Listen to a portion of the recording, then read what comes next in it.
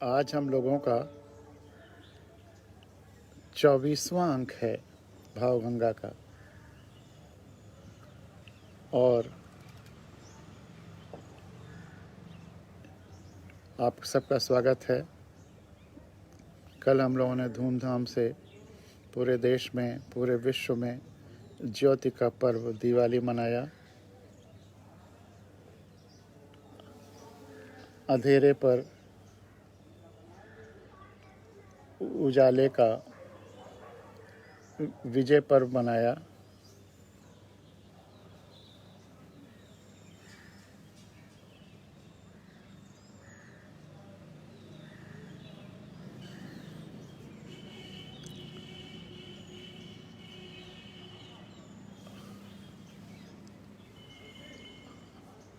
आशा करते हैं आपने ज्योति का पूजन किया होगा और ये व्रत लिया होगा कि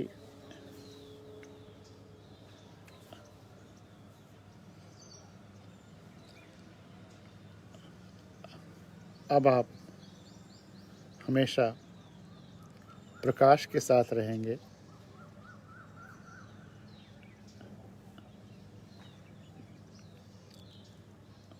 अपनी आंखें खुले रखेंगे तभी तो प्रकाश के साथ हो पाएंगे। अपने आंखों पर किसी तरह की पट्टी नहीं बांधने देंगे तभी तो प्रकाश के साथ हो पाएंगे। अन्यथा हम प्रकाश के साथ भी हो करके एकदम प्रकाश के साथ हों, दिए के साथ हों, रोशनी के साथ हों और आंखें बंद हों और आंखों पर पट्टी बंधी हों तो होना भी न होने के बराबर हो जाता है। आइए आज हम लोग उन्हीं दियों और प्रकाश से संबंधित दो गीत सुनते हैं, मेरे दो गीत, और उसके बाद हम लोग छोटी बहर की दो गज़लें उस पर चर्चा करेंगे और दो और बहुत महत्वपूर्ण आयाम हैं ज़िंदगी के, उन पर चर्चा करेंगे। लेकिन आज पता नहीं क्यों YouTube पे जो डायरेक्ट प्रसारण होना है वो नहीं हो रहा है।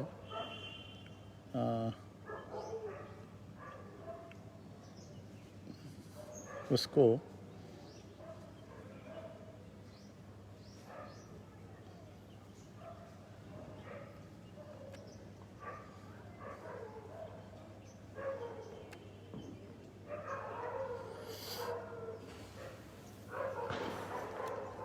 तो इसके लिए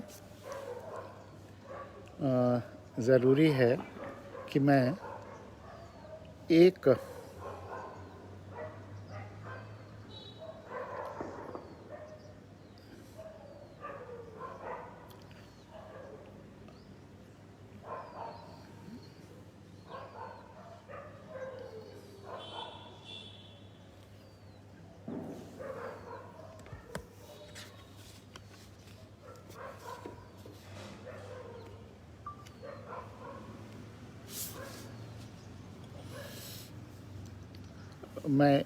एक आईफोन पर इसकी रिकॉर्डिंग करना शुरू कर देता हूँ। इससे ये होगा कि ये इसका वीडियो तैयार रहेगा और YouTube पे अपलोड कर देंगे। तो ये सब तकनीक करना पड़ता है, जुगाड़ करना पड़ता है कॉमन सेंस से, ताकि सबको मौका मिल जाए सुनने का, देखने का। तो आइए छोटी बहर की दो गज़लें आपको सुनाते हैं। एकदम मतलब 6-7 शब्दों के एक एक शेर की लाइनें और पूरा शेर इसी तरह से। घाव हरा है, घाव हरा है, नहीं भरा है, घाव हरा है नहीं भरा है, धूप खत्म पर छाता पसरा है, धूप खत्म पर छाता पसरा है।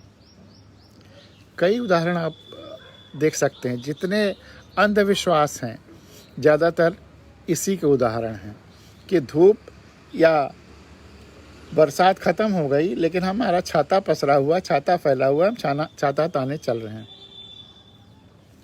एक साधारण सा उदाहरण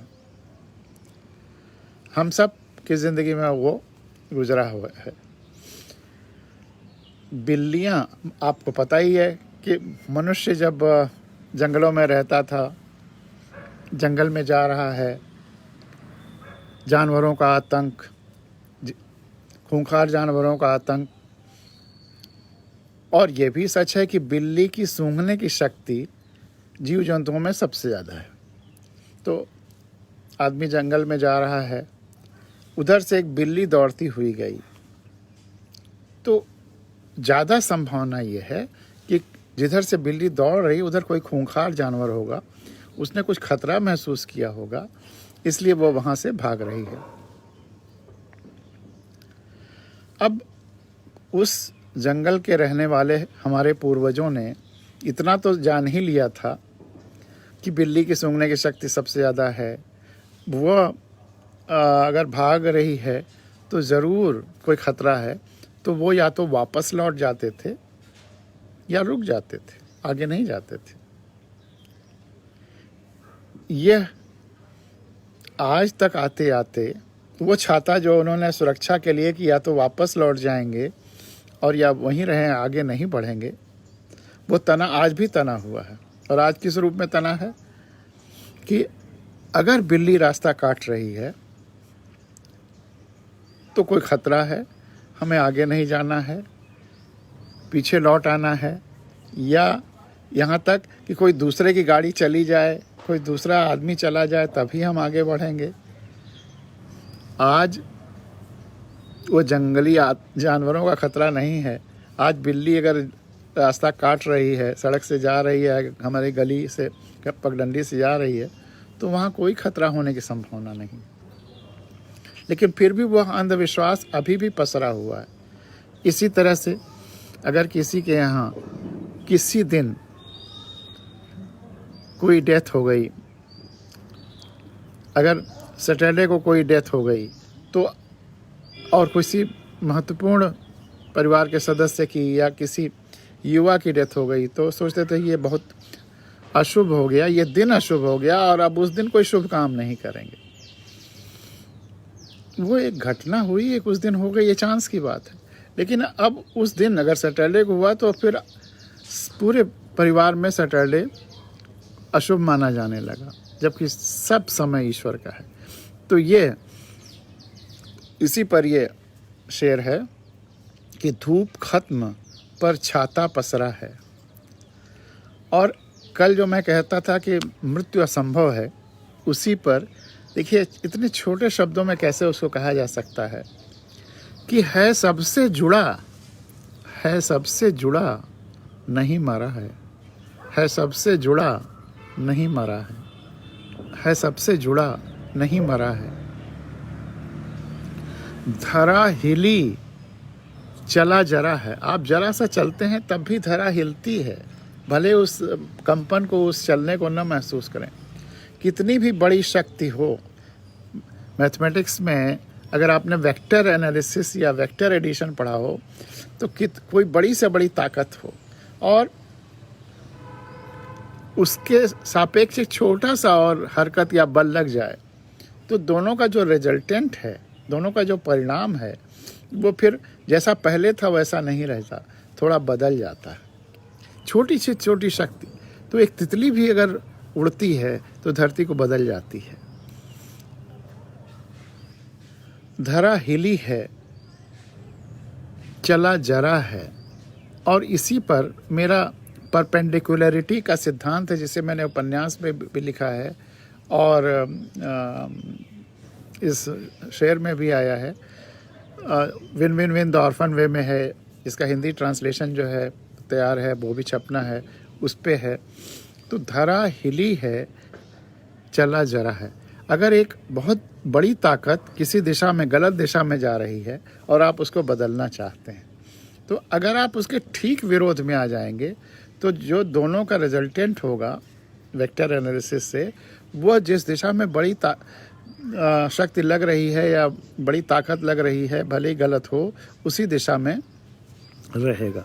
लेकिन अगर आपको बदलना है तो अगर जो गलत दिशा है में वो शक्ति लगी है, उसके परपेंडिकुलर लंब की तरफ 90 डिग्री पर अगर जरा भी ताकत लगाएंगे तो अब दोनों का जो रिजल्टेंट होगा वह जहां ओरिजिनल शक्ति है उससे थोड़ा सा बदल करके आपके लंब की तरफ रिजल्टेंट आ जाएगा, भले ही बहुत जरा सा, लेकिन वैसा नहीं रह जाएगा जैसा पहले था और आप एनिहिलेट नहीं हुए, ख़त्म नहीं हुए। मतलब आपके उस छोटे से एफर्ट का परिणाम हुआ, वह बड़ी शक्ति थोड़ी सी बदली, उसकी परिमाण भी थोड़ा सा बदला, वो अभी उसका जो शक्ति का आयाम है वो उतना ही रहेगा लेकिन थोड़ा कम हो जाएगा। ऐसे ही अगर आप ये शक्ति लगातार उसके लंबवत लगाते रहें, परपेंडिकुलर लगाते रहें, तो आप उसको एकदम से उसके उल्टी दिशा में भी ला सकते हैं। यह साधना की आवश्यकता है, लेकिन समय, पेशेंस और साधना की आवश्यकता, ये हो जाएगा। तो धरा हिली है, चला जरा है, और बिन मेहनत कौन तरा है। किसका कल्याण हुआ है बिना मेहनत किए हुए? जो मेहनत करता है वही तरता है, उसी का कल्याण होता है, वही जो कुछ चाहता है वो प्राप्त करता है। जो भी बोया है वही फरा है। कोई चमत्कार, कोई जादू होने नहीं जा रहा है। जो आप बोएंगे वही काटेंगे। तो इसलिए बीजारोपण सही होना चाहिए। जो भी बोया है वही फरा है। और ये चीज़ जो मैं बार बार कहता हूँ, उसको इन 6-7 अक्षरों में कैसे कहा है, समय अच्छा है, समय अच्छा है, नहीं बुरा है। जो कहते हैं कलयुग है या ज़माना ख़राब है, उनके लिए यह शेर भी है और मेरी वो छोटी सी कविता है कि वह भी ज़माने को बुरा कहने लगा है, लगता है वह भी बुरे माहौल में रहने लगा है। वह भी ज़माने को बुरा कहने लगा है, लगता है वह भी बुरे माहौल में रहने लगा है। तो समय अच्छा है, नहीं बुरा है। कलयुग कैसे हो सकता है? अगर सब ईश्वर के भी बनाए समय हैं तो फिर कलयुग का क्या है? अगर आप अच्छे हैं, हम अच्छे हैं, ईश्वर अभी भी अच्छे अच्छे बच्चों को भेज रहा है। अभी भी आप एक बीज बो दीजिए, पौधा उगाता है, फूल खिल जाते हैं। तो समय या ज़माना कैसे ख़राब है? हम बुरे हैं तो हमको पूरा ज़माना बुरा लगने लगता है। हम बुरे माहौल में हैं तो हम ज़माने को बुरा कहने लगते हैं। तो समय अच्छा है, नहीं बुरा है, और महकता हुआ दिव्य गजरा है। महकता हुआ दिव्य गजरा है। ये पूरी सृष्टि एक महकता हुआ दिव्य गजरा है, खुशबूदार एक दिव्य गजरा है। हर व्यक्ति महकता हुआ एक दिव्य गजरा है। हर पेड़ पौधे वनस्पतियाँ महकती हुई एक दिव्य गजरा है। तो उस दिव्यता का आनंद लीजिए। महकता हुआ दिव्य गजरा है। समय एक महकता हुआ दिव्य गजरा है। और जो बात वही वहाँ कहा था कि धरा हिली है, चला जरा है, उसको दूसरे शब्दों में कि तितली उड़ी, हिली धरा है। तितली उड़ी, हिली धरा है। तितली उड़ी, हिली धरा है। और जिसके मनसा वाचा कर्मणा में कोई अंतर नहीं होता, वही सच्चा इंसान, खरा इंसान, या जिसका प्रभाव हो, जिससे ऊर्जा निकलती हो, ऐसा इंसान वही हो सकता है। उस पर 5-6 अक्षरों में देखिए, किया कहा जो, किया कहा जो तभी खरा है। किया कहा जो तभी खरा है। और सब अपने हैं, नहीं डरा है। अगर हम सबसे जुड़ाव की भावना महसूस करें तो हम किसी डर या आशंका में नहीं रहेंगे। डरते और आशंकित तभी होते हैं जब हम सबसे जुड़ाव नहीं महसूस करते। सब अपने हैं, नहीं डरा है। सब अपने हैं, नहीं डरा है। और कहीं कोई अपना है, कोई अच्छा दृश्य है, कोई अच्छी जगह है,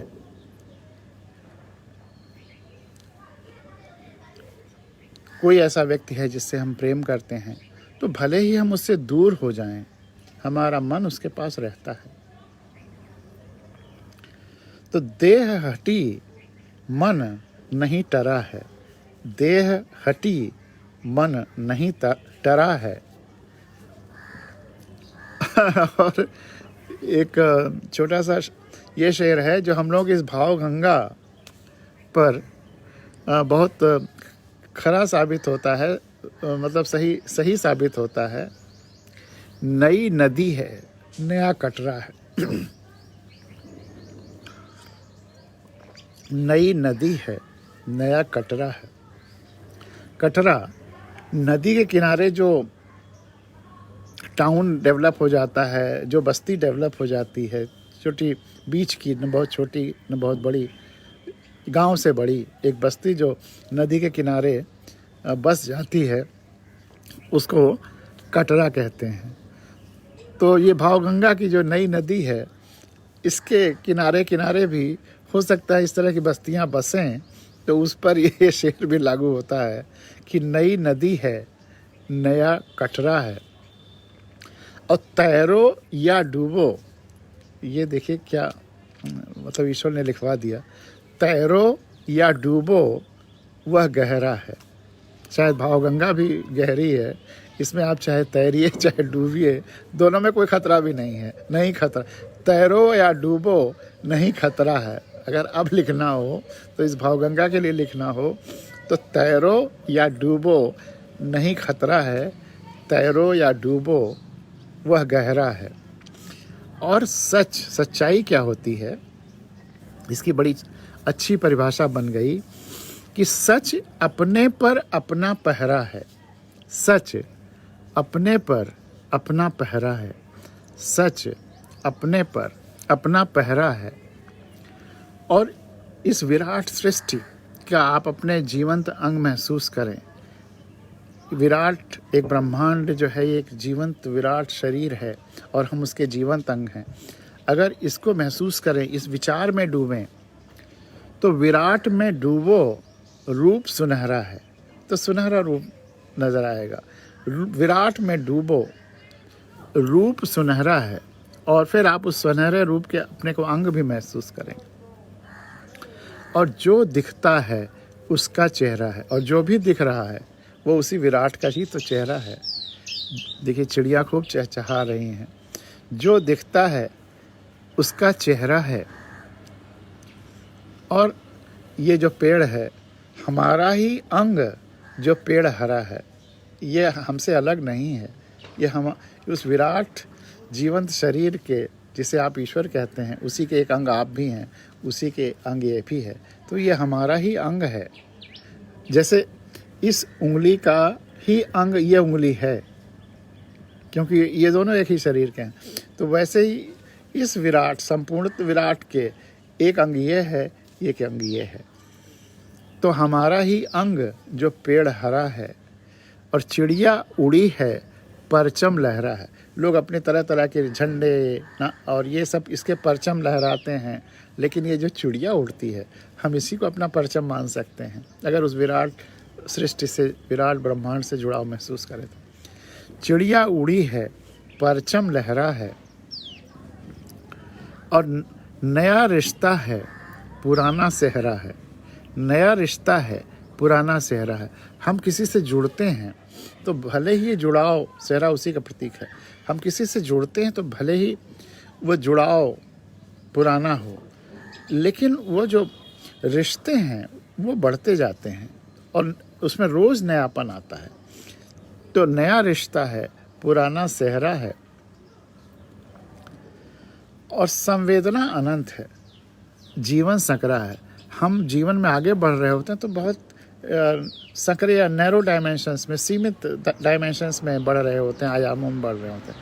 लेकिन हमारा जो संवेदना है, दूसरों को जुड़ाव की भावना है, दूसरों की वेदना को समझने की क्षमता है, वह विराट है। तो संवेदना अनंत है, जीवन संकरा है। संवेदना अनंत है, जीवन संकरा है और नदियाँ बहकी है। नदियाँ बहकी है, बाढ़ आ जाती कभी कभी। सागर लहरा है, सागर में बाढ़ नहीं आती, उसमें लहरें आती हैं, लहराता है।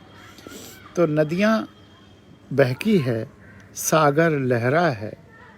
और जैसा मैंने एक दिन और कहा था, कई बार भावगंगा में वही चीज़ें अलग अलग डायमेंशंस में, आयामों में दोहरा दोहराई जा सकती हैं या आ जाती हैं।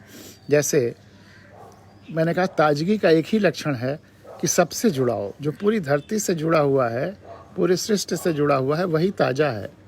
अगर हवा पूरी धरती से घूम करके आती है खुले हुई तो, या जुड़ी हुई है, तो वो ताज़ी है। लेकिन वो कहीं एक जगह बंद है तो वो घुटन या सड़न वाली हो जाएगी। ऐसे ही पानी का है, पानी एक ही जगह रुका हुआ है तो वो सड़ा हुआ है, सड़ जाता है। लेकिन जब वो बहता रहता है, सबसे जुड़ने की कोशिश में लगा रहता है, प्रवाह में रहता है, तो वो ताज़ा है। तो सड़न बहुत है, सब ठहरा है। जो ठहर जाता है उसी में सड़न आ जाती है। और जो गच्छति जो चलता रहता है, जुड़ता रहता है, उसमें सड़न नहीं आती।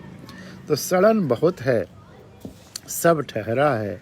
घाव हरा है, नहीं भरा है। घाव हरा है, नहीं भरा है। बस घाव भरना मतलब घाव दूर हो जाना, हट जाना, ख़त्म हो जाना। तो घाव भर गया, तो घाव अभी भरा नहीं है, इसीलिए हरा है। अब एक और गज़ल आपके सामने रखेंगे और इसके बारे में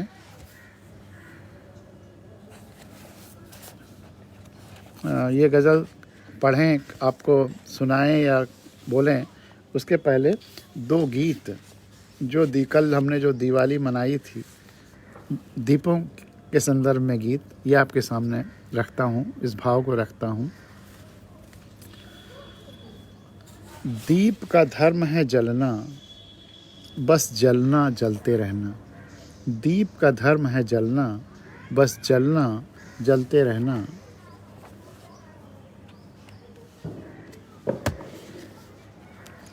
दीप का धर्म है जलना, बस जलना जलते रहना। उसको परवाह कभी क्या, तिमिर है कितना घनेरा। अंधेरा कितना घना है। उसको परवाह कभी क्या, तिमिर है कितना घनेरा। उसकी है आह रही क्या, फैला है कितना अंधेरा। दीप का धर्म है जलना, बस जलना जलते रहना। रोशनी कुछ घट गई क्या, झोंपड़े में जब रहा वह। रोशनी क्या घट गई वह, झोंपड़े में जब रहा वह। रोशनी कुछ घट गई क्या, बंद कमरे में पला जब। रोशनी कुछ घट गई क्या, बंद कमरे में पला जब। रोशनी कुछ बढ़ गई क्या, शीश महलों में जला जब। रोशनी कुछ बढ़ गई क्या, शीश महलों में जला जब। रोशनी कुछ बढ़ गई क्या, गगन साए में पला जब। उसका रोशनी तो उतनी ही निकल रही है, चाहे जिस स्थिति में उसको आप रखिए। क्या अधिक थी शक्ति जब वह वन छोर पर टिमटिमाया। क्या अधिक थी शक्ति जब वह वन छोर पर टिमटिमाया। और हर भटके पथिक को दूर से ही नजर आया। क्या अधिक थी शक्ति जब वह वन छोर पर टिमटिमाया, और हर भटके पथिक को दूर से ही नजर आया। इस पर दूर से भी एक रोशनी अगर भटकती रहती है तो कितना असर करती है। इस पे दो चीज़ें याद आ गई आपको। एक हमारे मित्र हैं राजवंशी जी, बचपन से मित्र हैं। वो बचपन में जब वो छोटे बच्चे थे, 6, 7, 8, वो 8 तक का स्कूल गांव से 6-7 किलोमीटर दूर था और पैदल जाते थे।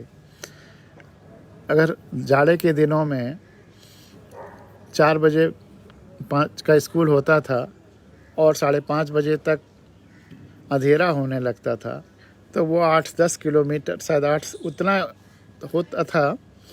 वो दूरी इतनी थी कि जब वो घर आते आते थे 2-2.5 घंटे लग जाता था और उतने में अंधेरा हो जाता था। तो अब छोटा बच्चा दर्जा 6 का, कितनी तरह तरह के जानवरों का डर भी, और बच्चा वैसे भी डरता है, पता नहीं कौन क्या कहाँ कैसे। लेकिन अगर कहीं किसी गांव में दूर कोई दिया टिमटिमाता नजर आता था तो उससे उनको शक्ति मिलती थी। कहीं अगर एक दिया भी टिमटिमाता नजर आता था तो उससे उनको शक्ति मिलती थी। एक हाट लगती थी, जिस दिन वो हाट होती थी वहाँ पे ढेर सारे दिए लोग जलाए रहते थे, तो उस रोशनी को दूर से देख करके उनको शक्ति मिलती थी। तो वो याद आ गया कि क्या अधिक थी शक्ति जब वो दिया वन छोर पर टिमटिमाया और हर भटके पथिक को दूर से ही नजर आया। और दूसरा, वो जो कहते हैं कि क्या बीरबल की खिचड़ी पका रहे हैं, वो किस्सा भी आपने सुना होगा। तो एक बार अकबर बीरबल का एक किस्सा है, वो इसी भाव को आपको और स्पष्ट करेगा कि एक बार अकबर ने ये घोषणा करा दी कि हमारा ये जो किला है, किले के बगल में, पता नहीं गंगा के किले और यमुना के किले, आगरा या दिल्ली किस किले की बात उन्होंने की, कि ये हमारा जो किला है इसके बगल में जो नदी है, अगर इसमें जाड़े की रात, जो जनवरी या दिसंबर एंड, उसमें रात भर खड़ा रहेगा, उसको हम फला इतना इनाम देंगे। एक बेचारा बुढ़ा जो बहुत गरीब रहा होगा और उस जो ज़रूरत रही होगी पैसों की या अपने परिवार पालने के लिए, तो उसने कहा ठीक है, मैं खड़ा रहूँगा। और वो रात भर वह उस पानी में खड़ा रहा। अगले दिन जब दरबार सजा और उसको बुलाया गया इनाम देने के लिए, तो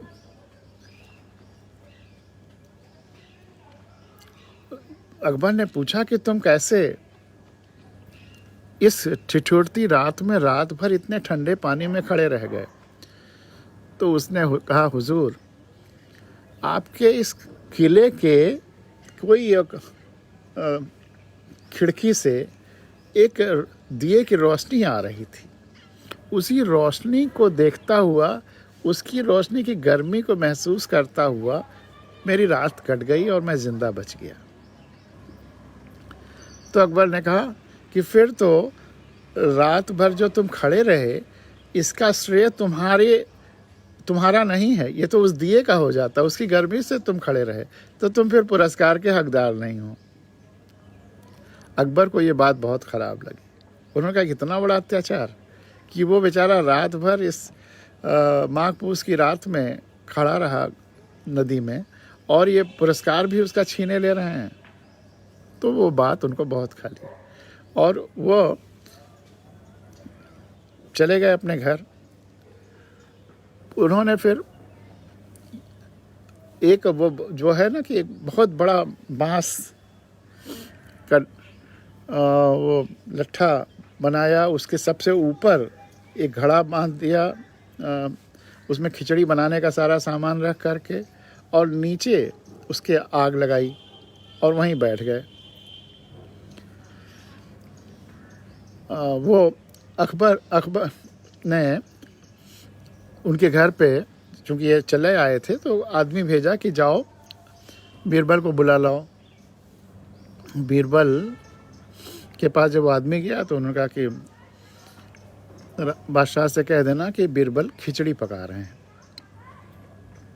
सुना होगा आपने किस्सा, लेकिन इससे कितना जुड़ा हुआ है वो नहीं जा रहे थे, बस जो भी आता था उसको यही कहलवा देते थे। कई आदमी भेजे, हर आधे घंटे पे आदमी भेजते रहे। जब नहीं गए तो अकबर खुद आए कि देखें कौन सी खिचड़ी पका रहे हैं। तो अकबर बीरबल के पास आए कि बीरबल मैं भी देखूं कौन सी खिचड़ी पका रहे हो। तो उन्होंने कहा देखिए खिचड़ी पक रही है। तो देखा कि नीचे आग लगी हुई है, एक बांस के एकदम ऊपर एक हांडी में खिचड़ी रखी होगी जो पकाने की कोशिश हो रही। तो उनका कि यहाँ की आँच से वो खिचड़ी पक जाएगी क्या? तो बीरबल ने कहा यही मैं आपको समझाना चाहता था कि आपके जो दिए की आँच है उससे क्या वो जो बेचारा बुढ़ा रात भर खड़ा रहा नदी में, उसको गर्मी मिल जाएगी जिसको आपने पुरस्कार नहीं दिया। रोशनी मिल सकती है, थोड़ा वो उसके आत्मविश्वास उसका बढ़ सकता है, लेकिन आँच नहीं मिल सकती। यह अंतर समझना होगा। तो क्या अधिक थी शक्ति जब वह वन छोर पर टिमटिमाया और हर भटके पथिक को दूर से ही नजर आया। और एक और दीप शिखा, एक और कविता इस पर, दीप शिखा।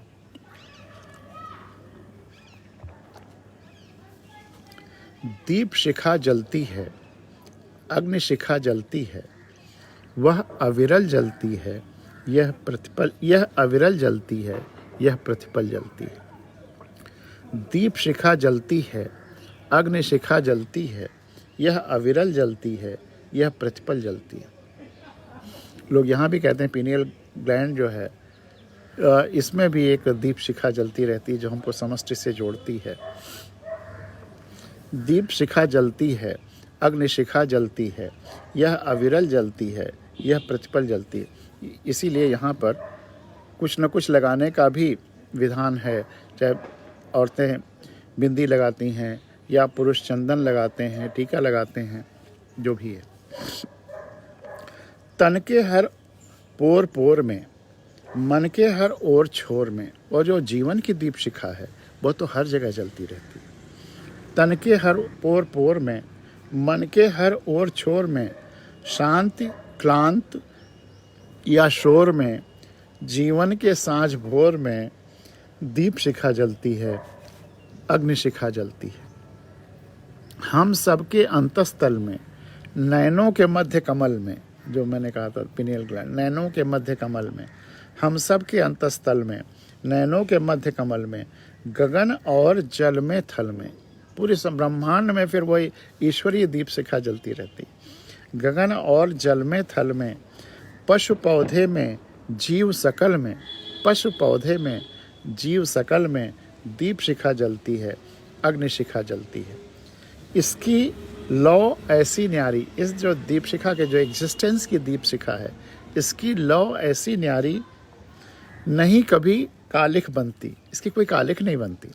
इसकी लौ ऐसी न्यारी नहीं कभी कालिख बनती। यह अनंत विस्तरित प्रकृति, यह अनंत विस्तरित प्रकृति उस लौ में छिपी सिमटती। यह अनंत विस्तार वाली प्रकृति उसी लौ में छिपी सिमटी हुई दिखाई देती है। दीप शिखा जलती है, अग्नि शिखा जलती है।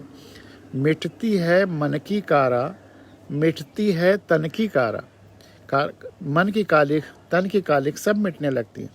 मिटती है मन की कारा, मिटती है तन की कारा, मिट जाता बंधन सारा, खिल उठता आंगन सारा, दीप शिखा जलती है, अग्नि शिखा। जब इस दीप शिखा का आप ध्यान करते हैं तो जो बंधन हैं वह मिटने लगते हैं। आपका स्वतंत्र चिंतन शुरू होता है, स्वतंत्र जुड़ाव सबसे शुरू होता है, वो ताजगी वाली बात आने लगती है। मिटती है मन की कारा, मिटती है तन की कारा, मिट जाता बंधन सारा, खिल उठता आंगन सारा, दीप शिखा जलती है, अग्नि शिखा जलती है। इस लौ में जल जाते हैं। और ये कविता है 80 के आसपास की, 40 साल पुरानी कविता है। आपको इस भावगंगा में सुनाते सुनाते चीज़ें एक दूसरे से कैसे कहाँ कहाँ से धाराएं आ रही हैं देखिए। इस लौ में जल जाते हैं अहंकार के दोष पाप। इस लौ में जल जाते हैं अहंकार के दोष पाप। अहंकार क्या है और स्वाभिमान क्या है, इस पर अभी चर्चा करते हैं। इस लौ में जल जाते हैं अहंकार के दोष पाप। इस लौ में जल जाते हैं दुख दैन्य और पश्चाताप। इस लौ में जल जाते हैं दुख दैन्य और पश्चाताप, दीप शिखा जलती है, अग्नि शिखा जलती है। इस लौ में जल जाते हैं दग्ध द्वेष के सब छंद। फिर आपका किसी से द्वेष नहीं रह जाता, वो जलाने वाला द्वेष, क्योंकि जब भी किसी के प्रति द्वेष करेंगे आप खुद जलेंगे। इस लौ में जल जाते हैं दग्ध द्वेष के सब छंद। इस लौ में जल जाते हैं विश्व गगन के अंतर्द्वंद। अंतर्द्वंद तो आपको तभी लगता है जब आप जुड़ाव नहीं महसूस करते हैं संपूर्ण सृष्टि से। वो दीप शिखा के रोशनी में आप सबसे और जुड़ाव महसूस करने लगते हैं। इस लौ में जल जाते हैं दग्ध द्वेष के सब छंद। इस लौ में जल जाते हैं विश्व गगन के अंतर्द्वंद, दीप शिखा जलती है, अग्नि शिखा जलती है। और आखिरी स्टैंजा इसका, दीप शिखा के उजास में मन हो जाता है निर्मल। दीप शिखा के उजास में मन हो जाता है निर्मल, और हो जाते हैं शांत सभी जीव जगत के कोलाहल। जीव जगत के कोलाहल जो आपको उद्विग्न करते हैं, फिर वह उद्विग्न नहीं करते, आप शांत हो जाते हैं। दरअसल हो जाते हैं आपके लिए, हो जाते हैं शांत सभी जीव जगत के कोलाहल। दीप शिखा जलती है, अग्नि शिखा जलती है। अब हो जाता, वो जो अहंकार की बात आई है कि इस लौ में जल जाते हैं अहंकार के दोष पाप। अहंकार क्या है और स्वाभिमान क्या है, बड़ा महीन अंतर है। लोग कहते हैं हमें स्वाभिमान होना चाहिए और अहंकार नहीं होना चाहिए। अभिमान होना चाहिए, नहीं होना चाहिए, लेकिन स्वाभिमान होना चाहिए। तो ये कुछ लोगों को जो ऊपरी सतह पर देखते हैं, वह स्वाभिमान को अभिमान मान लेते हैं, अभिमान को स्वाभिमान मान लेते हैं, और बड़ी गलतफहमियां पाले रहते हैं या पैदा हो जाती हैं। इसलिए इसका अंतर गहराई से जान लेना बहुत ज़रूरी है। स्वाभिमान क्या है? जैसा मैं कहता हूँ, पूरी सृष्टि, पूरा ब्रह्मांड, वो बेसिक सत्य, जो अंतिम सत्य है इस सृष्टि का, उसको तो समझिए, वही मूल बनता है, उसी से सारी चीज़ें डिफाइन होती हैं। तो जो ये विराट ब्रह्मांड है जिसमें काल समय सब कुछ, यही एक जीवंत विराट शरीर है, जिसको हम ईश्वर भी कह सकते हैं, अलग अलग नामों से पुकार सकते हैं, अल्लाह, खुदा, गॉड, कुछ भी। ये जो विराट ब्रह्मांड है और जिसमें समय और सब कुछ शामिल है संपूर्णता में, जो आज हम नहीं सुने हैं, जो चीज़ें वो भी शामिल है। जितना विज्ञान ने पाया है, जितना हमारे और फिज़िक्स, मेटाफिज़िक्स, जहाँ जहाँ पर जितनी सोच कल्पना की गई है, तरंगें, भाव, सब कुछ, जो सबका का जो समुच्चय रूप है, वो विराट जीवंत व्यक्तित्व है, जिसे हम अलग अलग नामों से पुकारते हैं, और हम सब उसके जीवंत अंग हैं। तो हम उससे जुड़े हुए जीवंत अंग हैं। यह जुड़ाव का भाव, ये स्वाभिमान है। यह उंगली इस शरीर से जुड़ी है, यह भाव अगर इसमें है तो यह स्वाभिमान है। हम क्या हैं, इसका अभिमान, और हम इस विराट से जुड़े हुए हैं, इसका अभिमान होना चाहिए, इसकी खुशी होनी चाहिए, इसका गर्व होना चाहिए, इसका गौरव होना चाहिए। तो यह स्वाभिमान है। और अगर स्वाभिमान पर चोट पहुंचे तो उसका वहाँ विरोध भी होना चाहिए। अगर इस उंगली को कहे कि ये शरीर का नहीं है, या इस उंगली का शरीर का अंग होने के बावजूद इसको कमतर आके कम इम्पोर्टेंस दे, तो फिर इसका विरोध होना चाहिए। हम ईश्वर के अंश या अंग हैं, संपूर्णता के अंश या अंग हैं। इतना जो हमारा एग्जिस्टेंस है, इसका जो हमारा स्थान है, अगर कोई इससे हमको कम करे कि हम ईश्वर के अंश से कमतर हमको आंके, तो यह हमारे स्वाभिमान पर चोट है। हमें ईश्वर के अंश होने की इज्जत बराबर उसके मिलना चाहिए, यह स्वाभिमान है। और अहंकार, जब हम ईश्वर के अंश होने से अलग कोई अपना अहंकार, अपना स्वरूप बनाने लगते हैं कि हम ईश्वर के अंश नहीं हैं, जैसे कि हम खुद एक बहुत बड़ी एंटिटी हैं।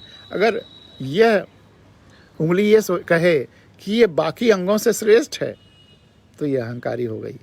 अगर यह अपने को बाकी सारे अंगों से और इस संपूर्ण शरीर से जुड़ा हुआ महसूस करने की भावना, यह स्वाभिमान है। इसका ये श्रेष्ठता का भाव कि बाकी सारे अंगों से मैं अलग और श्रेष्ठ हूँ, यह अहंकार है। और कोई इसको इस शरीर के अंग से कमतर आके, तो यह इसके स्वाभिमान पर चोट है। तो अहंकार और स्वाभिमान का अंतर यही है कि जब आप ईश्वर के अंग होने से कहीं कुछ ज़्यादा अपने को समझने लगते हैं, संपूर्णता से जुड़ा होने के अलग कुछ अपना सोचने लगते हैं, तो वह अहंकार है। और जब उससे ईश्वर से जुड़ा होने के भाव रखते हैं, तो वह स्वाभिमान है। उससे जो भाव पैदा होता है वह स्वाभिमान है। तो ये अंतर रहा स्वाभिमान और अहंकार में अंतर। और इसीलिए अहंकार के दोष पाप, जब भी आप अहंकारी होते हैं तो उसका दोष आप पे आता ही आता है। कहीं ना कहीं आपको उसके एवज में तकलीफ़ या द्वंद्व या आपके अंतर ही में कुछ ना कुछ हानि क्षति होती रहती है लगातार। अब एक और गज़ल आपके सामने रखते हैं, और चूँकि बात चर्चाओं की हो रही थी, तो एक और बिंदु पर चर्चा करना चाहेंगे। भुवनेश्वर मिश्रा जी ने अभी अभी लिखा है कि विराट से जुड़ाव ही स्वाभिमान है और इसे नकारना ही अभिमान है। बहुत ही सही ढंग से आपने परिभाषित किया। हाँ, इसे नकारने के साथ साथ ईश्वरीय और अंगों से अपने को श्रेष्ठ भी मानना, अहंकार वहाँ और स्पष्ट हो जाता है। एक लक्षण यह है कि हम और अंगों से श्रेष्ठ हैं। ये जो श्रेष्ठता का भाव है, ये ख़ास तौर से अहंकार या अभिमान पैदा करता है। एक और बड़ी भारी गलतफहमी लोगों में होती है, वो भी स्पष्ट कर देना ज़रूरी है कि लोकतंत्र और तानाशाही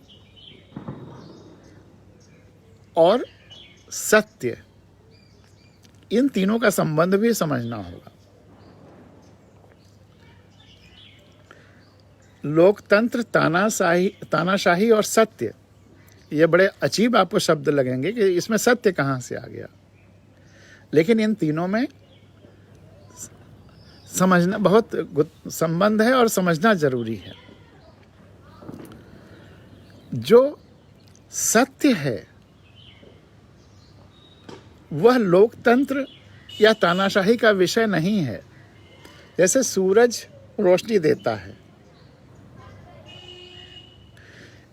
इसमें लोकतंत्र या तानाशाही से कोई मतलब नहीं है। अगर 100 लोग हैं जिसमें 99 कहें कि सूरज रोशनी नहीं देता और एक कहे कि रोशनी देता है, तो ऐसा नहीं कि जो एक सच्ची बात कह रहा है वो तानाशाह है।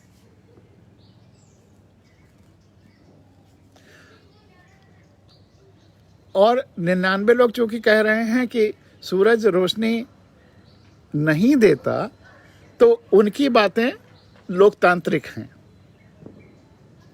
सूरज रोशनी नहीं देता ये लोकतांत्रिक है, और जो कह रहा है सूरज रोशनी देता है वो तानाशाह है। इस भ्रम को, इस अंतर को समझ लेना बहुत जरूरी है। लोकतंत्र और तानाशाही वहां कही जाती है जहां एब्सोल्यूट ट्रुथ, सत्य से परे, जहां भाव या परसेप्शन की बात हो, वह अच्छा है, वह बुरा है, वह लोगों की मदद करता है, वो नहीं करता, यह विचार ठीक है या नहीं है, यहाँ गोभी उगाना चाहिए कि यहाँ आलू उगाना चाहिए, इस ज़मीन पर क्या बोना चाहिए, ये जो सत्य से परे हैं, उन बातों में लोकतंत्र और तानाशाही की बात हो सकती है। लेकिन जो एकदम सत्य हैं, अंतिम सत्य हैं, उन पे ये लागू ही नहीं होता, ये लोकतंत्र और तानाशाही की बातें। हर व्यक्ति में लोकतंत्र यही है कि अपने अपने खेत में जो चाहें उगाएं, लेकिन सूरज रोशनी देता है, इसमें चाहे लोकतंत्र हो चाहे तानाशाही, वह सच्चाई वही रहेगी। और 99 लोग कहते हैं कि वो सूरज रोशनी नहीं देता, अंधेरा देता है, तो उससे कोई फर्क नहीं पड़ता, वह लोकतंत्र है ही नहीं। सत्य का अपना अलग अस्तित्व है। तो इसी प्रकार ये इस संदर्भ में कह रहा हूँ कि कुछ जो सत्य बातें कहीं कहीं मैंने कही, मेरी आलोचना में लोगों ने कह दिया कि वो तो तानाशाह हैं। सत्य का तानाशाही से कोई मतलब नहीं है। वह अगर एक अकेला भी सत्य कह रहा है तो सत्य ही रहेगा। हाँ, जहाँ परसेप्शन के अलग अलग डायमेंशंस हो सकते हैं, वहाँ पर अलग अलग राय हो सकती है, और उसमें जो मेजॉरिटी हो तो उसकी इज्जत होनी चाहिए। तो इस पे फिर चर्चा होगी, अगर आपके प्रश्न होंगे तो उस पर भी चर्चा की जाएगी, लेकिन सत्य को लोकतंत्र और तानाशाही की सीमाओं में नहीं बांधा जा सकता। अब आते हैं इस गज़ल पर, जो आपको अच्छी लगेगी मुझे विश्वास है, और इस गज़ल के बनने का एक अपना अलग इतिहास रहा है। ये गज़ल का जो पहला शेर है, ये घटित हुई है एक तरह से। मैंने कानपुर में जब मैं था तो एक बहुत बड़ा प्रोग्राम कराया था, जो केदारनाथ में गंगा में भयंकर जो बाढ़ और उससे भूस्खलन और चारों तरफ मिट्टी और उतने लोग सब प्रभावित हुए थे उस समय। उस घटना के बाद कानपुर में एक बहुत बड़ा आयोजन किया गया था।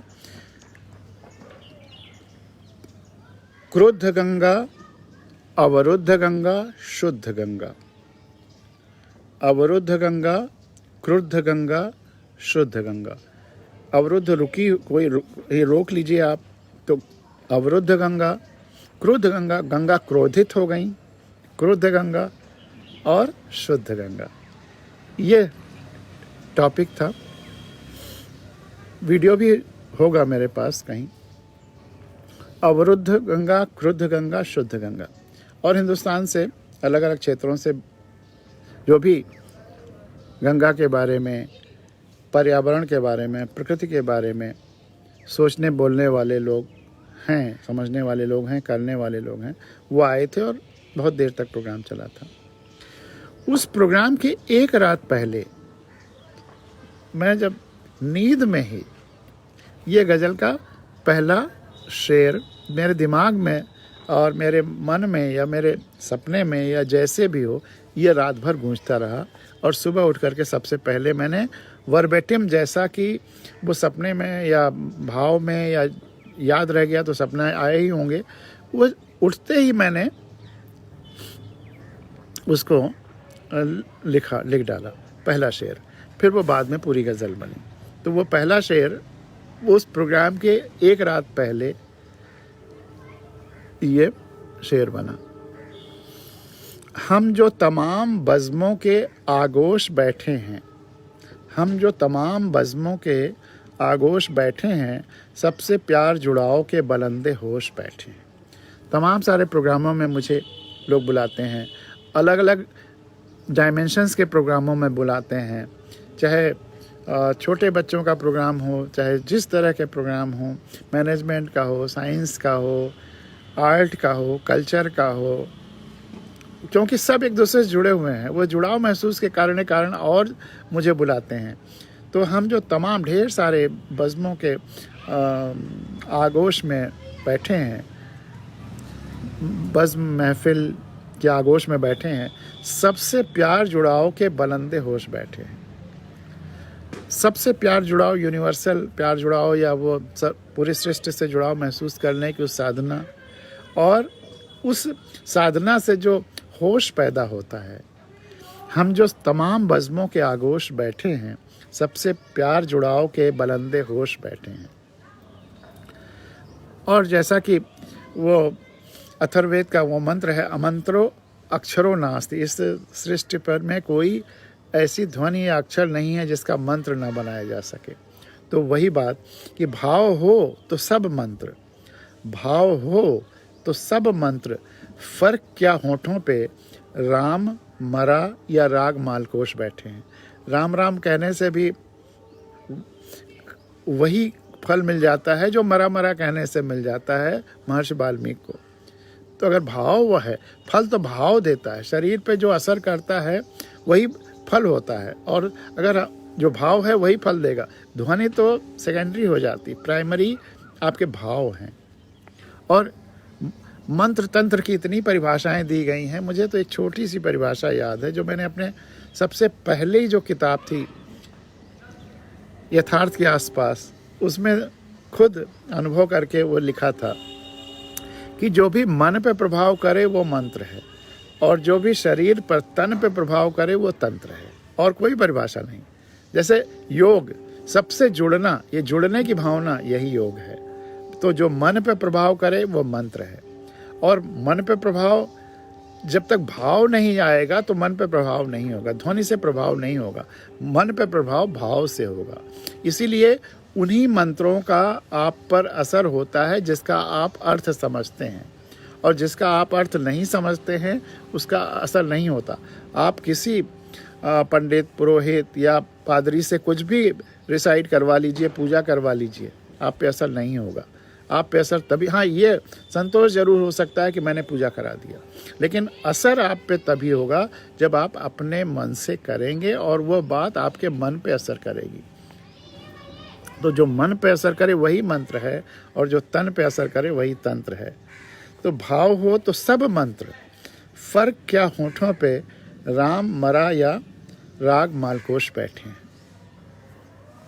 और जो तमाम आवाज़ें आ रही हैं उनमें, हर व्यक्ति के लिए सही है कि जो तमाम आवाज़ें आ रही हैं उनमें, आपके पास जो तमाम आवाज़ें आ रही होंगी आपके बारे में, या आपके साथ चलने वालों की, या आप जहाँ भी हैं वहाँ, जो तमाम आवाज़ें आ रही हैं उनमें कुछ शिकायतें, कुछ जय घोष बैठे हैं। जो तमाम आवाज़ें आ रही हैं उनमें कुछ शिकायतें और कुछ जय घोष बैठे हैं।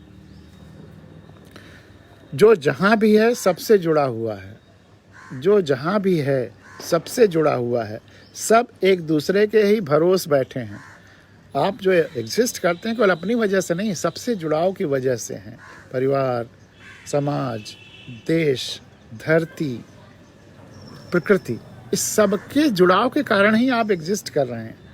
सूरज भी है तो दूसरे ग्रहों, दूसरे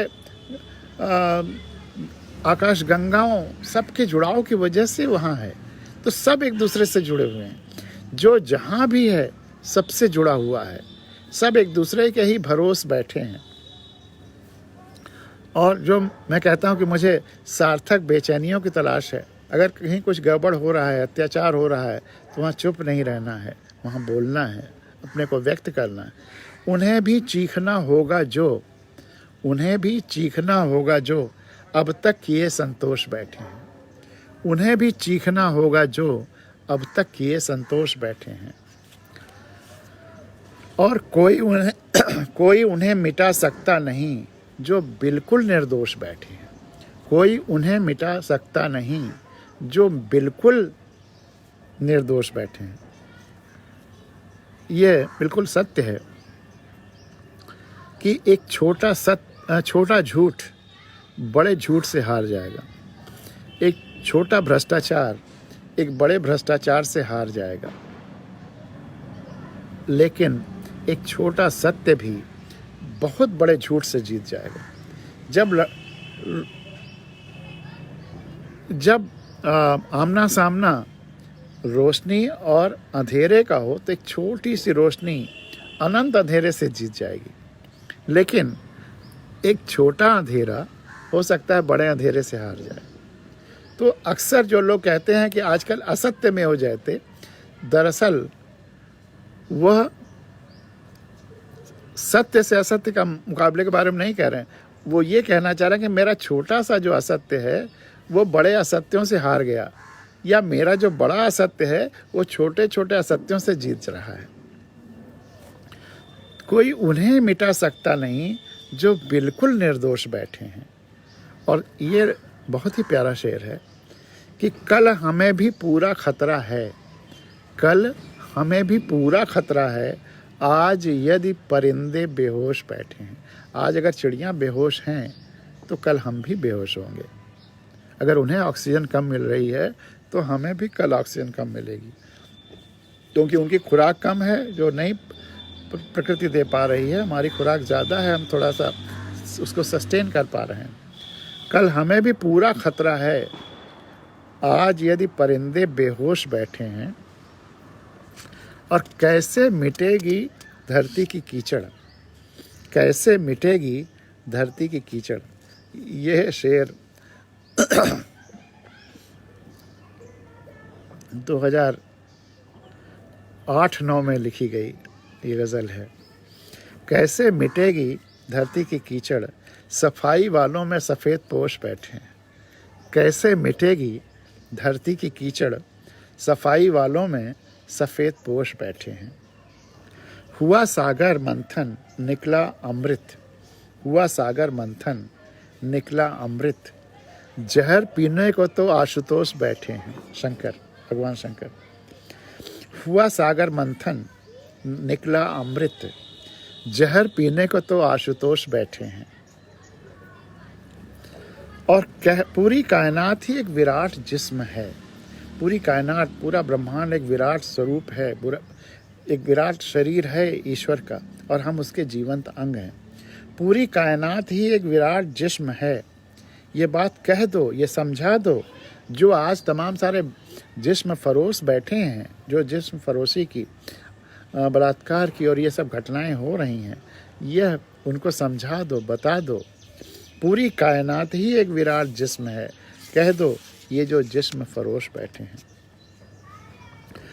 मंजिल मिली न मिली फ़र्क क्या, मंजिल मिली न मिली फ़र्क क्या, कदम कदम पे पाए परितोष बैठे हैं।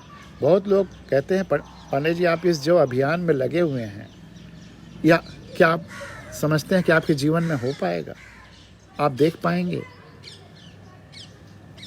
एक हमारे बहुत अच्छे मित्र ने ये सुझाव दिया कि आप अपने जीवन का रोड मैप बनाइए कि मुझे इस तरह से इस साल में ये अचीव करते हुए अपने ज़िंदगी में हासिल कर देना। ज़िंदगी का कोई भरोसा नहीं है कि अगले पल क्या होगा, और पूरे जीवन का रोड मैप बनवा रहे हैं अब इस समय। लेकिन हमको तो वो काम करना है, बीजारोपण करने हैं, ताकि भविष्य के जो जनरेशन्स हैं वो खुश हो जाएं, वो खुशहाल हो जाएं, वो शांति से रहें, वो प्रकृति के सानिध्य में रहें, धरती सुरक्षित रहे, धरती ग्लोबल वार्मिंग से बचे, हर व्यक्ति को सही ऑक्सीजन मिले, जैसी हम धरती पाए हैं उससे बेहतर छोड़ के जाएं। इसके लिए बीज बो रहे हैं, और हर पल, हर बीज, हर शब्द में आनंद है। भावगंगा के एक एक शब्द में आनंद आता है जब बोलते हैं ये नहीं है कि उसका कोई टारगेट बना करके चलें कि ये ऐसा हो जाएगा, वो मुड़ जाती है। आनंद के साथ साथ उसकी धारा कहीं कहीं इधर उधर होती हुई भी निकल जाती है। तो मंजिल मिली न मिली फ़र्क क्या, मंजिल मिली न मिली फ़र्क क्या, कदम कदम पे पाए परितोष बैठे हैं। परितोष, अवार्ड, आनंद, कदम कदम पर जो हर शब्द में, हर वाक्य में, हर काम में जो आनंद आता है, यही सबसे बड़ी चीज़ है, यही मंजिल है। कीचड़ में हैं, साफ भी कर रहे हैं। कीचड़ में हैं, साफ भी कर रहे हैं, भरे पूरे जोशो खरोश बैठे हैं। कीचड़ में हैं, साफ भी कर रहे हैं, भरे पूरे जोशो खरोश बैठे हैं। बहुत सारे लोग कहते हैं कि अगर गंदगी है तो आपको गंदगी में जाना पड़ेगा, साफ़ करना पड़ेगा। हाँ, मैं कहता हूँ है। अगर हमारे घर में, हमारे ड्राइंग रूम में, हमारे आसपास कीचड़ है तो उसको हम ही को साफ़ करना पड़ेगा, दूसरे तो बाद में आएंगे। शुरुआत हमें करनी पड़ेगी। लेकिन कीचड़ में जाएंगे तो हमारे पैर में कीचड़ लगेगा, यह भी सच है। लेकिन वो कीचड़ हमारे दिमाग पे न जाए, नाक पे न जाए कि सांस लेना मुश्किल हो जाए, दिमाग पे न जाए कि हमारा दिमाग ख़राब हो जाए या हमारा विज़न ख़राब हो जाए। तो कीचड़ में हैं, साफ भी कर रहे हैं, भरे पूरे जोशो खरोश बैठे हैं। जुल्म की स्याह रात बीतेगी ज़रूर, जुल्म की स्याह रात, काली रात बीतेगी ज़रूर, देखो कितने सरफरोश बैठे हैं। सरफरोश मतलब हमारे सर पर हाथ रखने वाले, हमारा देखभाल करने वाले। जुल्म की स्याह रात बीतेगी ज़रूर, देखो कितने सरफरोश बैठे हैं। और वही कि अगर कारवां देखते रहे, कारवां गुजर गया, गुबार देखते रहे। अगर कारवां गलत मुद्दे को लेकर के था तो उसका विरोध करना चाहिए था, और अगर सही मुद्दे का था तो उसके साथ हो लेना चाहिए था। उसी पर ये शेर कि वो सब शामिल गुनहगारों में हैं, वे सब शामिल गुनहगारों में हैं जो जुल्मों को देखकर खामोश बैठे हैं। वो सब शामिल गुनहगारों में हैं जो जुल्मों को देखकर खामोश बैठे हैं। भुवनेश्वर जी ने लिखा है, बहुत ही सही कहा है कि हमारा जीवन ही प्रकृति के भरोसे है। उदाहरण, अगर 2 मिनट हवा को हटा दें या ऑक्सीजन को हटा दें तो सब कुछ सिद्ध हो जाएगा। उन्होंने और लिखा है, लेकिन हम लोग आगे बढ़ते हैं। भुवनेश्वर जी को बहुत बहुत धन्यवाद कि वो इस बातचीत को, इस भावगंगा को और जीवंत और ताज़ा रूप दे रहे हैं। उन्हीं के भविष्य बनाने की बात की, फिर भरे हुए क्यों आक्रोश बैठे हैं। उन्हीं के भविष्य बनाने की बात की, फिर भरे हुए क्यों आक्रोश बैठे हैं। अक्सर ऐसा होता है, क्योंकि अगर हम उन्हें किसी को सही बात बताएं तो वो नाराज़ होते हैं, क्योंकि वह उसको समझ नहीं पाते। ये शायद हमारी भी कमी है कि हम उतना उनको समझा नहीं पाते। लेकिन शुरुआती दौर में जब कोई बहुत ज़रूरी हो बताना और उतना समय ना हो समझाने का, तो कहना पड़ता है कि इसको ऐसे करना है, ऐसे करना है। भले ही वो आक्रोश में आ जाएं, लेकिन उनकी भलाई के लिए। अगर कोई बच्चा कहीं ऐसी जगह गिरने जा रहा है, कूदने जा रहा है खेलते खेलते या जो भी अपने सोच में, तो उसको पहले तो एक झटके में हटा ही लेना है वहाँ से, भले ही उसमें आक्रोश आए, लेकिन उसको बचाना पहला कर्तव्य हो जाता है। उन्हीं के भविष्य बनाने की बात की, फिर भरे हुए क्यों आक्रोश बैठे हैं। और जो वही जिसमें अहंकार हो जाता है, जो कट जाते हैं संपूर्णता से, संपूर्णता का अपने को अंश न मान करके उससे अलग और बड़ा मानने लगते हैं, तो दिनों दिन कितने तन्हा होते जाते हैं, दिनों दिन कितने तन्हा या अकेला होते जाते हैं, जो अपने मद में मदहोश बैठे हैं, अहंकार में डूबे हुए हैं।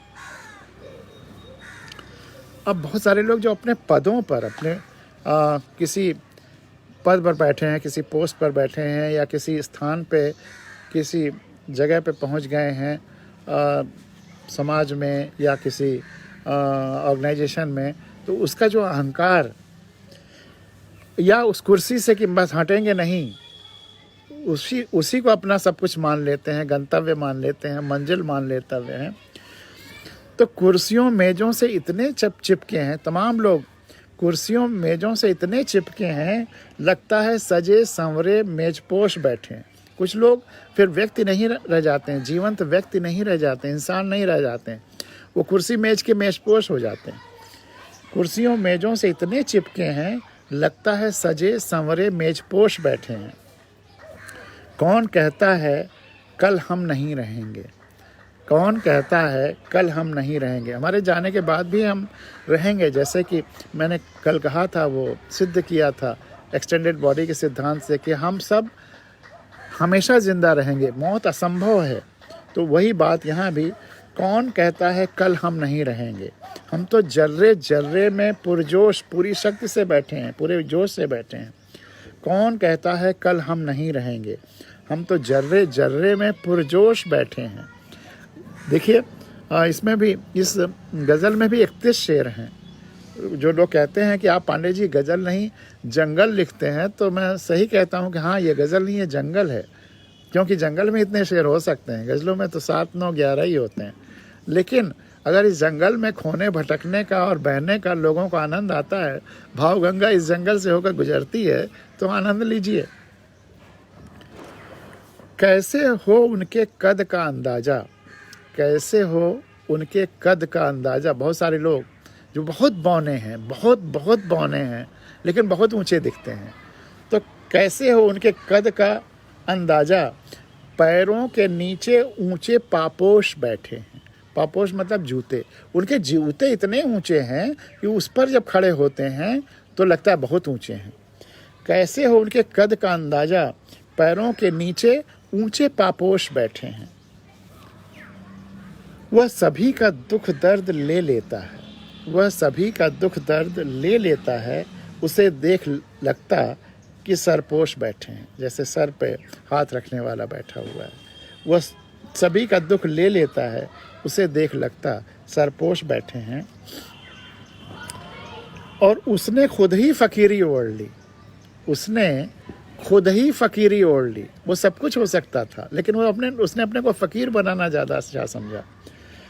उसने खुद ही फ़कीरी ओढ़ ली, उसके लिए तो तमाम ताजपोश बैठे हैं।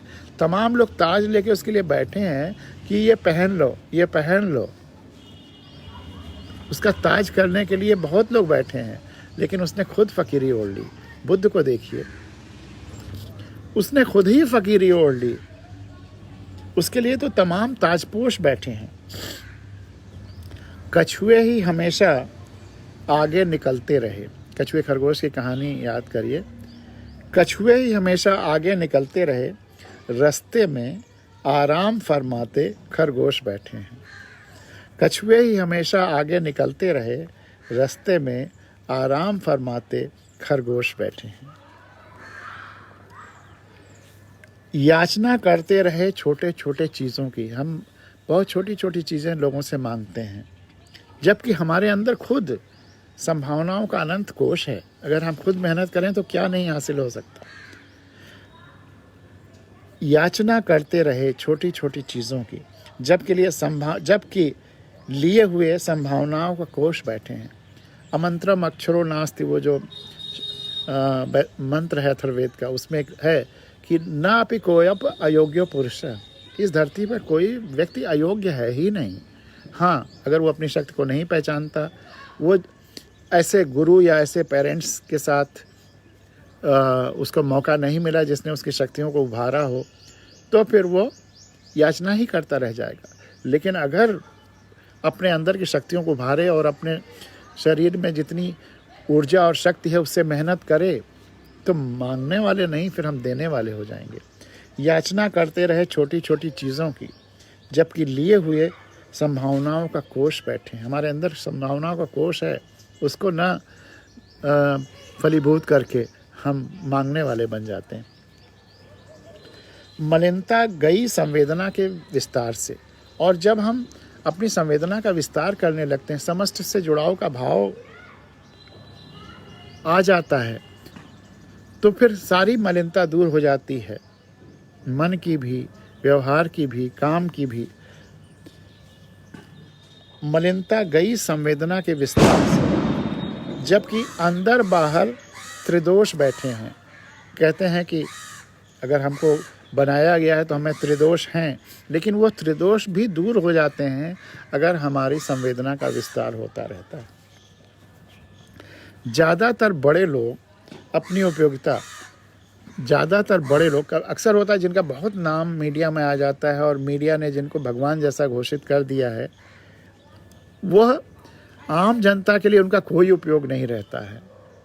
उनका उपयोग कहाँ रह जाता है? ज़्यादातर बड़े लोग अपनी उपयोगिता जनता नहीं, कार्टूनिस्टों को परोस बैठे हैं। कार्टूनिस्ट उन पर अच्छा कार्टून बना सकता है, उनकी इतनी ही उपयोगिता है। जो लोग मीडिया के माध्यम से छाए हुए हैं, अपने सत्कर्मों की वजह से नहीं, अपने सत्य की वजह से नहीं, फिर वो कार्टूनिस्टों के लिए केवल उपयोगी रह जाते हैं। गंगा नहाओ, पूजा नाम करो, पाप माफ। गंगा नहाओ, पूजा नाम करो, पाप माफ। भ्रमों के चक्कर में लोग अफसोस बैठे। अक्सर लोग मुझसे पूछते हैं कि भारत में इतनी अधिक धार्मिकता है, इतना सब कुछ है, फिर भी यहाँ इतनी गड़बड़ियाँ क्यों हैं? तो हम यही कहते हैं, जहाँ मुझे फल मिलेगा और बुरा काम करेंगे तो बुरा फल मिलेगा, ये भावना जहाँ ख़त्म हो जाती है, इसको डीलिंक कर दिया जाता है। और जहाँ ये कहा जाता है कि आप गंगा नहा लो तो फिर सारे पाप धुल जाएंगे, आपके कुकर्म धुल जाएंगे, तो फिर वहाँ पर कुकर्म न करने का कोई अवरोध नहीं रह जाता। अगर यही नहीं कुकर्म करने का फल नहीं मिलेगा, हम गंगा नहा लेंगे, तो इसलिए गंगा नहाने से पाप माफ़ नहीं होता है। हम लोगों की ये जो भाव गंगा बह रही है, इसमें ये नहीं है कि इसको सुनने से आपका कोई भी गलत काम सही हो जाएगा। हम अपने अंदर जो परिवर्तन आएगा, हो सकता है कि हम गलत काम करें ही नहीं, बस ये भाव महत्वपूर्ण है। गंगा नहाओ या पूजा करो तो पाप, या नाम करो या पूजा करो तो पाप माफ। इस भ्रम के चक्कर में लोग अफसोस बैठे हैं और चारों तरफ बुराई का माहौल बनता जा रहा है। आलीशान भवन आपदाओं में ढह गए। आलीशान भवन आपदाओं में ढह गए। पेड़ पौधे फसलें सभी ठोस बैठे हैं। पेड़ पौधे फसलें सभी ठोस बैठे हैं। आलीशान भवन, बाढ़ें भी आती हैं तो जो पेड़ हैं अधिकतर बच जाते हैं, लेकिन जो इनकी एक आध जो बहुत कमज़ोर जड़ वाले हैं वही बचते हैं, नहीं तो सब खत्म हो जाते हैं। लेकिन जो आलीशान भवन है वो तो बह जाते हैं। आलीशान भवन आपदाओं में ढह गए। पेड़ पौधे फसलें सभी ठोस बैठे हैं। अपने अंदर कभी न झांका, खुदा और दुनिया पे लगाए दोष बैठे हैं। अपने अंदर कभी न झांका, खुदा और दुनिया पे लगाए दोष बैठे हैं। वो कहीं भी रहें सदा यूं लगता है, जो दूरियों से रिश्ते कम नहीं हो जाते, वे कहीं भी रहें सदा यूं लगता है जैसे वे यहीं मेरे पास पड़ोस बैठे। आप सब भी जो लोग इतने सुन रहे हैं, ये संख्या बढ़ती घटती रही, कभी 4,500, कभी 4700 और कभी 200-300 आ जाती। मुझे ये आश्चर्य हो रहा है कि इतना वेरिएशन क्यों, इतना फ्लक्चुएशन क्यों है। संभव है कि जिस दिन छुट्टियां रहती हों उस दिन लोग ना देखते हों, या पता नहीं क्या है, लेकिन जो जहाँ भी है, जितने लोग भी हैं, जहाँ भी सुन रहे हैं, ये नहीं लगता कि वो दूर हैं, लगता है ये मेरे अगल बगल में बैठे हुए हैं और उन्हीं के बीच में ये भावगंगा बह रही है। वो कहीं भी रहें सदा यूं लगता है जैसे वे यहीं मेरे पड़ोस बैठे हैं। और आखिरी शेर, हम दुनिया में कुछ यूं रह रहे हैं। हम दुनिया में कुछ यूं रह रहे हैं जैसे कमल के पत्तों पे ओस बैठे हैं। हम दुनिया में कुछ यूं रह रहे हैं जैसे कमल के पत्तों पे ओस बैठे हैं। और यहाँ पे इस छत पे इन पेड़ों के साथ साथ कमल के छोटे छोटे पौंड भी बनाए गए हैं और रोज़ कुछ कमल खिल जाते हैं। हम दुनिया में कुछ यूं रह रहे हैं जैसे कमल के पत्तों पे ओस बैठे हैं। इसी के साथ आज का हम लोगों का ये भावगंगा का दिवाली के अगले दिन का ये यहाँ पे इसका समापन हो रहा है। भुवनेश्वर जी ने फिर बहुत बढ़िया प्रतिक्रिया लिखी। आज हमें गुनहगार होने का आभास हो रहा है क्योंकि हम बहुत जगह खामोश बैठे हैं। अगर ये लोग खामोशी छोड़ दें गलत होने पे, जहाँ भी गलत हो उसका विरोध ज़रूर कर दें, एक बार आवाज़ उठा लें, भले ही दोबारा फिर ना कहें, तिबारा ना कहें, एक बार कम से कम विरोध ज़रूर कर लें।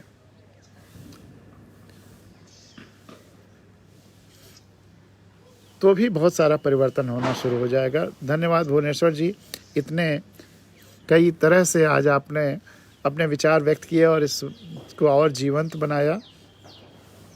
अब यहाँ पर हम लोग विराम देते हैं। आप लोगों से आग्रह है, जो कई बार आग्रह कर चुका हूँ, कि अगर YouTube पे जा सकें तो जो लोग YouTube पे देख रहे हैं तो ठीक है, लेकिन जो Facebook पे देख रहे हैं और YouTube पे जा सकें तो वहाँ सब्सक्राइब ज़रूर कर लीजिएगा, ताकि ये 1000 तक पहुँच जाएं हम लोग, सब्सक्राइबर्स की संख्या। फिर अपने आप वो और आगे बढ़ने लगेगा।